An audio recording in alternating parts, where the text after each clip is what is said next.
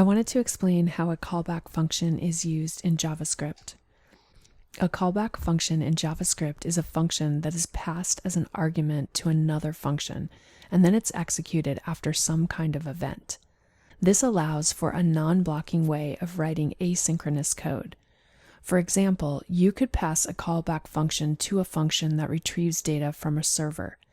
The callback function will be executed once the data has been retrieved, allowing you to process it as soon as it becomes available. Callback functions are commonly used in JavaScript for a variety of purposes, including event handling and asynchronous programming, and even more. Let me show you an example of a simple callback function. Here I have a basic page and I'm pointing to a script file. Currently there's nothing in my script file. So we're going to start off by creating a function called greeting. We'll go ahead and we'll pass in an argument of name. I'm going to open my curly braces, and then we're simply going to use console.log, and we'll go ahead and concatenate together a string and then the name that has been entered. Next, what I'm going to do is I'm going to go ahead and I'm going to create an additional function. We'll call this function process user input. I'm going to go ahead and I'm going to pass in an argument of callback. Then we'll open up our curly braces. Here I'm going to create a variable called name.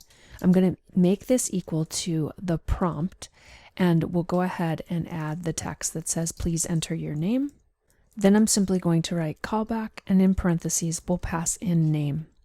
Now all I need to do is I need to call the process user input function, and we'll go ahead and we'll pass in an argument of greeting. If we save this and we refresh in the browser, you're going to see that I get an alert that asks me to enter my name. So I'll go ahead and type my name, I'll click OK, and then you can see that in the console it prints, "Hello there, Emily." Anytime I go ahead and refresh my page, as long as the user enters some sort of name, that information is going to get printed. In this example, the greeting function is passed as a callback to the process user input function. When the process user input function is executed, it prompts the user for input, and then it calls the callback function with the user entered name as an argument. In this case, the callback function is the greeting. So in this way, it logs a personalized greeting to the console. And this is a simple example of how we can create a callback function and how it's used within JavaScript. I hope you found this helpful.